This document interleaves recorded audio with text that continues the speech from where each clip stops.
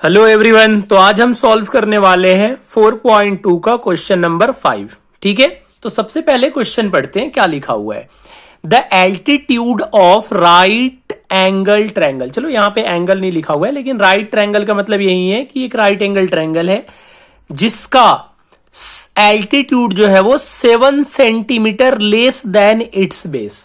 जिसका एल्टीट्यूड जो है वो बेस से 7 सेंटीमीटर कम है।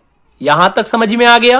कोई राइट एंगल ट्रायंगल है जिसका एल्टीट्यूड बेस से 7 सेंटीमीटर कम है। If the hypotenuse is 13 centimetre. Hypotenuse कितना दिया हुआ है 13। तो आपको अदर टू साइड निकालना है कि बाकी जो दोनों साइड है आपका एल्टीट्यूड और बेस वो कितना होगा। तो सबसे पहले हम एक राइट एंगल ट्रायंगल ड्रॉ कर लेते हैं। ठीक है, देखो ये हमारा एबीसी एक राइट एंगल ट्रायंगल है जहां पे बी पे क्या है आपका 90 डिग्री बन रहा है। ठीक है, क्वेश्चन के अकॉर्डिंग क्या बोल रहा है कि इसका जो एल्टीट्यूड है वो बेस से 7 सेंटीमीटर कम है। अब इसमें बेस कौन है जिस पे 90 डिग्री बनता है, इसका मतलब बीसी हमारा बेस है। अगर हम बीसी को 1 सेकेंड के लिए आप ये समझो अगर एक्स लेट कर लेते हैं। ठीक है, बीसी को हमने क्या लेट कर लिया, एक्स लेट कर लिया। जैसे ही बीसी को लेट करेंगे एक्स, जो आपका एल्टीट्यूड है, एल्टीट्यूड कौन होता है जो 90 डिग्री बनाता है, कौन, ए बी। तो ए बी आपका कितना हो जाएगा, बेस से 7 सेंटीमीटर कम। इसका मतलब x माइनस 7। क्या यहां तक समझ में आया? क्वेश्चन क्या बोल रहा है, मैं फिर से रिपीट कर रहा हूं, ध्यान से सुनो।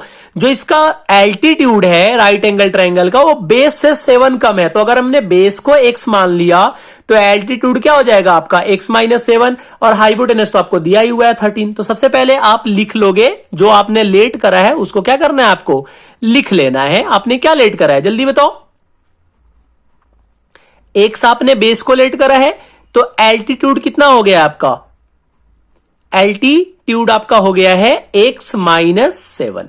यहां तक समझ में आ गया कि जैसे ही आपने बेस को x लेट करा है एल्टीट्यूड आपका हो गया है x माइनस 7। अच्छा, सेंटीमीटर दिया हुआ है तो यहां पे दोनों जगह सेंटीमीटर लिख लो। ठीक है, अब एक बात बताओ मुझे, क्या आप राइट एंगल ट्रायंगल में कोई भी इक्वेशन पता है आपको? राइट एंगल ट्रायंगल में कोई एक फॉर्मूला या इक्वेशन, कैसा फॉर्मूला होता है जल्दी बताओ, कोई बताओ फटाफट जिसको भी आता हो कि राइट एंगल ट्रायंगल में कौन से फॉर्मूले का यूज होता है। राइट एंगल ट्रायंगल में हमने पढ़ा था 7th 8th 9th क्लास में पढ़ते हुए आ रहे हैं सर। यहां पे एक फॉर्मूले का यूज होता है पाइथागोरस थ्योरम।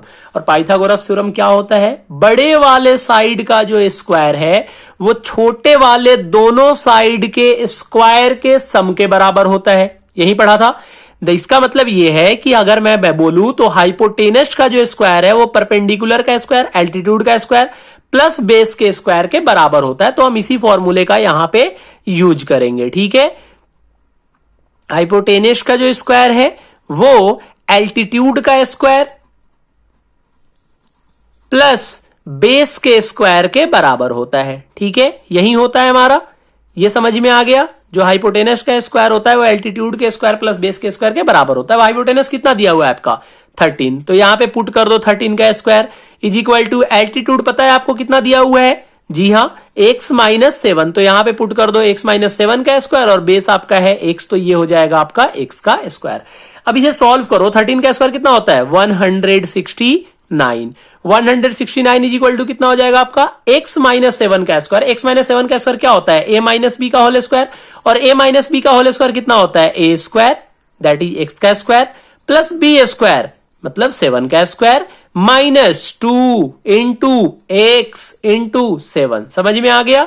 ये मैं उन लोगों के लिए बता रहा हूं जिन्हें बिल्कुल भी नहीं पता कि आइडेंटिटी कैसे यूज किया जाता है। ठीक है, अगर आपको पता है आइडेंटिटी का तो आप इस लाइन को स्किप कर सकते हो। ठीक है, आप डायरेक्ट लिख सकते हो, उसमें कोई दिक्कत नहीं है। तो यहां हो जाएगा 169 is equal to x square plus 49 minus 14x,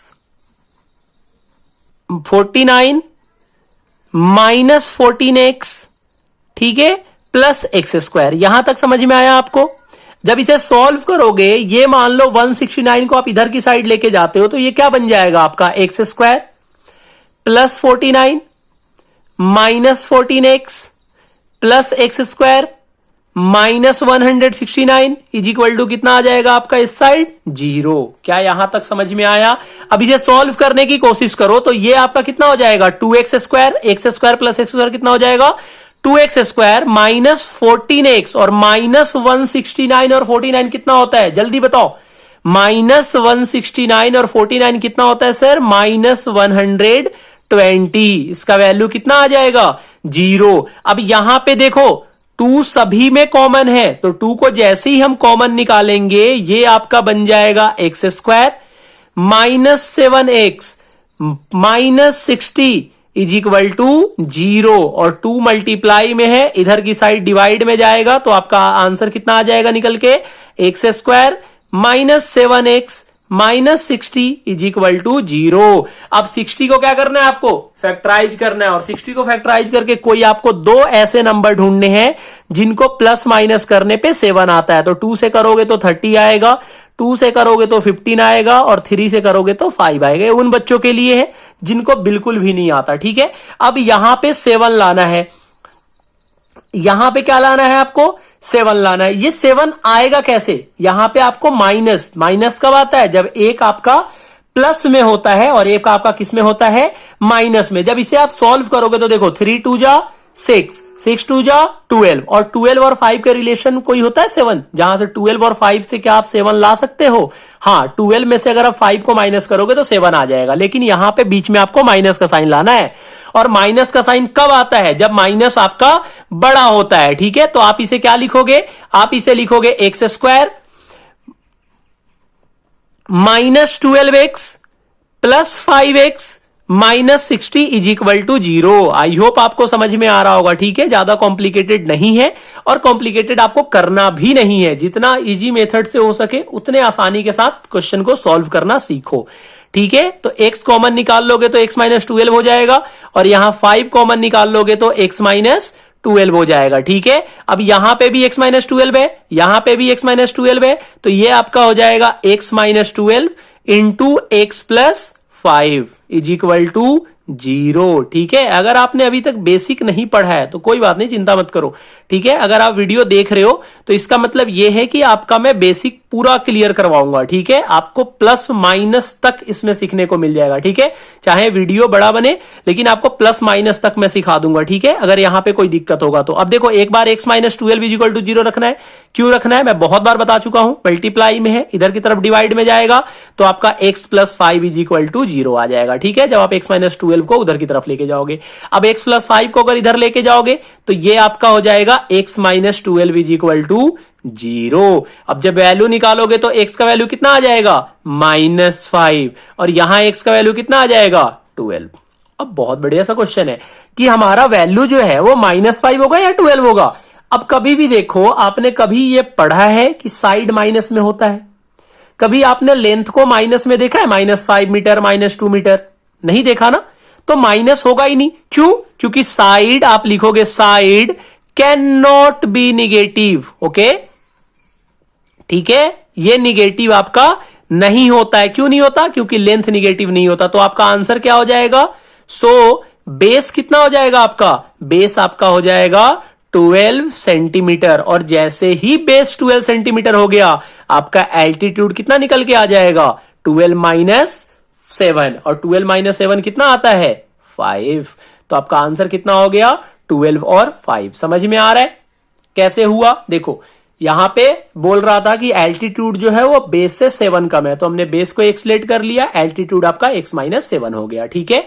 जैसे ही बेस को x लेट कर लिया, एल्टीट्यूड आपका x माइनस 7 हो गया। पाइथागोरस शिक्षा का जो है, पता है ना पाइथागोरस शिक्षा ने क्या बोला था, हाइपोटेनस का जो स्क्वायर है वो एल्टीट्यूड का स्क्वायर प्लस बेस के स्क्वायर के बराबर होता है, ठीक है। बड़ा वाला दोनों छोटे वाले के स्क्वायर के बराबर होता है। तो 13 का square equal to x plus 7 का x माइनस 7 का स्क्वायर प्लस x स्क्वायर। जब इसे सॉल्व करोगे तो ये a माइनस बी का स्क्वायर का आइडेंटिटी पे पुट होगा और ये प्लस x स्क्वायर हो गया। बाकी सॉल्व करते जाओ, 169 को इधर लेके आओ, माइनस 169 होगा, प्लस माइनस करोगे तो माइनस 120 आएगा। 2 कॉमन था, 2 हमने कॉमन निकाल दिया। अच्छा 2 कॉमन क्यों निकालते हैं ये बताओ, अगर 2 कॉमन नहीं निकालेंगे तो आंसर नहीं आएगा, बताओ।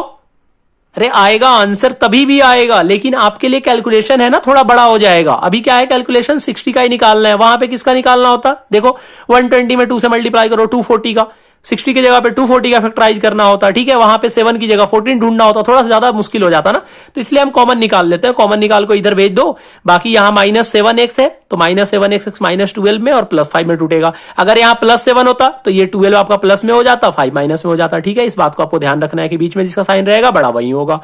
यहां पे x - 12 कॉमन निकाल लो, यहां से 5 कॉमन निकालोगे, x - 12 आएगा, x - 12 दोनों जगह, x - 12 कॉमन निकल जाएगा, x + 5 = 0।